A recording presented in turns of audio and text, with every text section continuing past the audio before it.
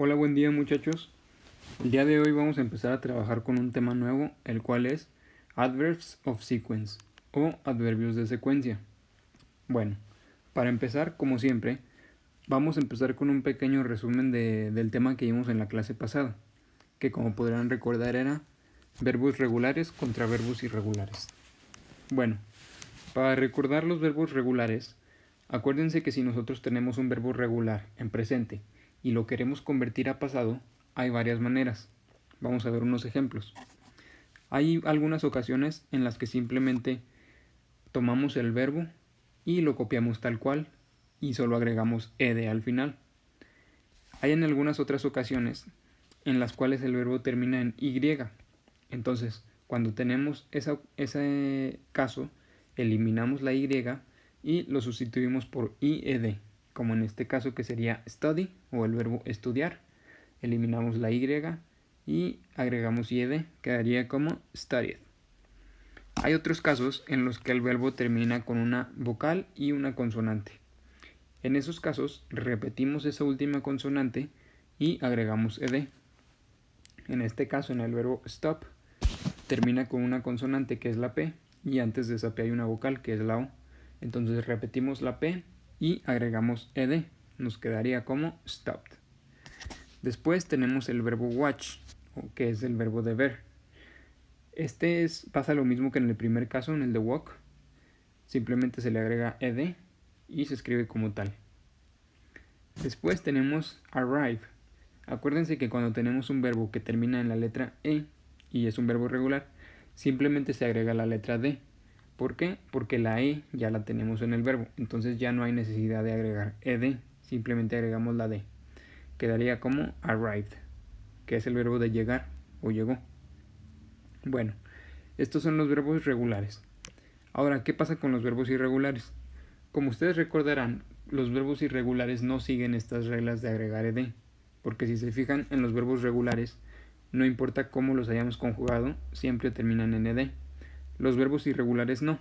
Los verbos irregulares tienen cada uno su propia estructura y su propia manera de transformarse a pasado. Vamos a ver unos ejemplos.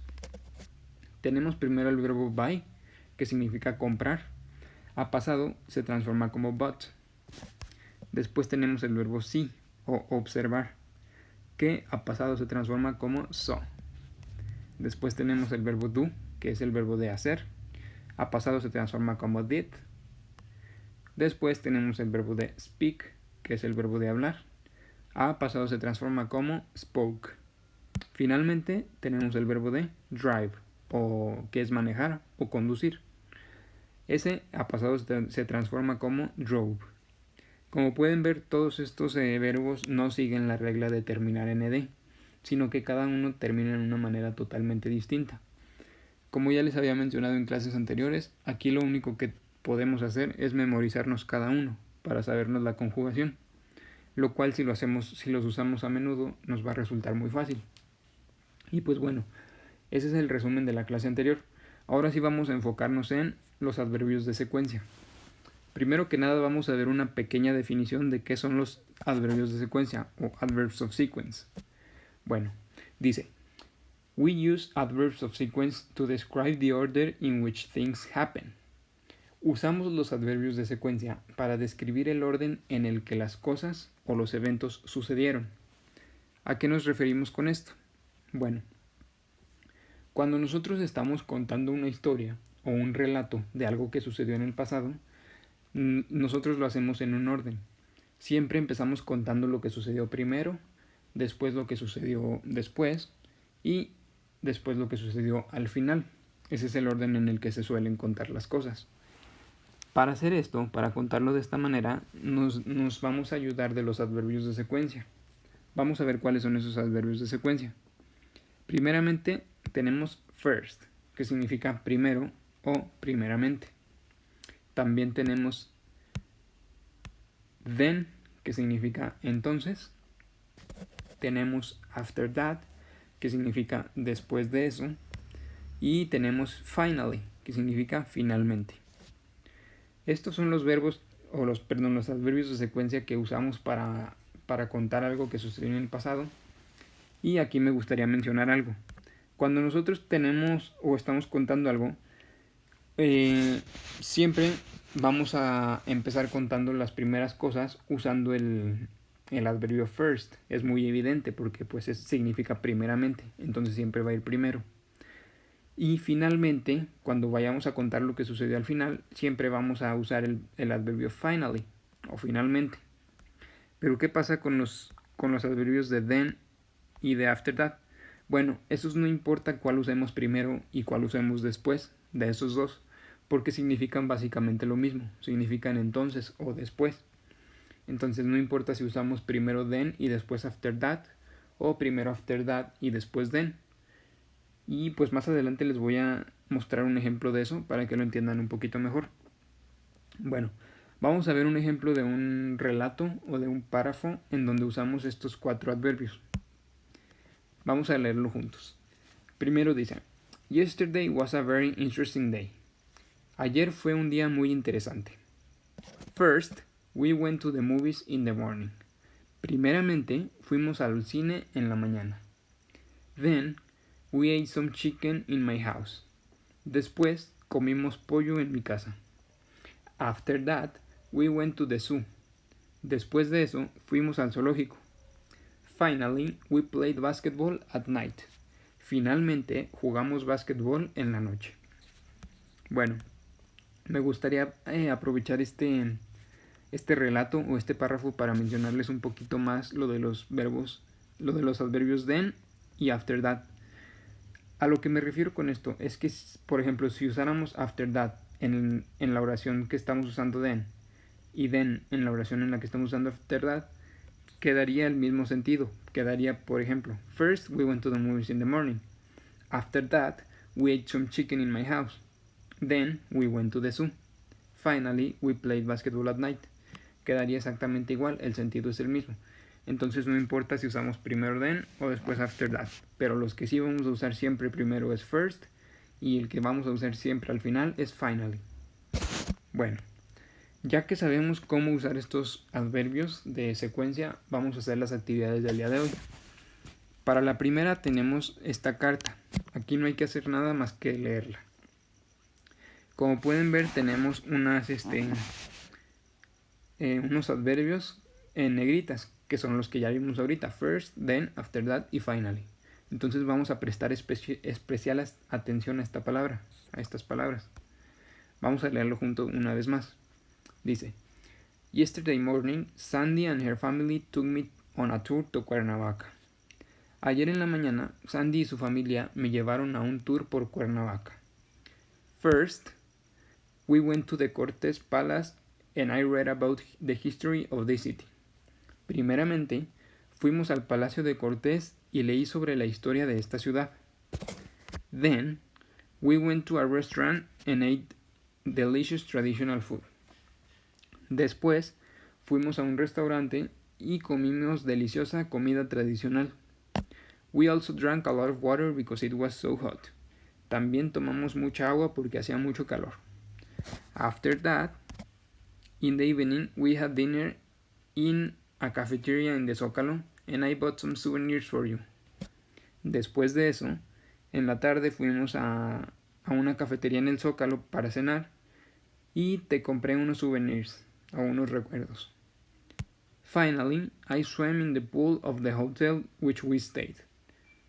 Finalmente, nadé en la alberca del hotel en el cual nos quedamos. You should come to Mexico. Deberías venir a México. Bueno, esa es la carta que una persona le mandó a otra relatándole algo que sucedió en orden. Bueno, ¿qué vamos a hacer con esta carta? Esto es lo que vamos a hacer.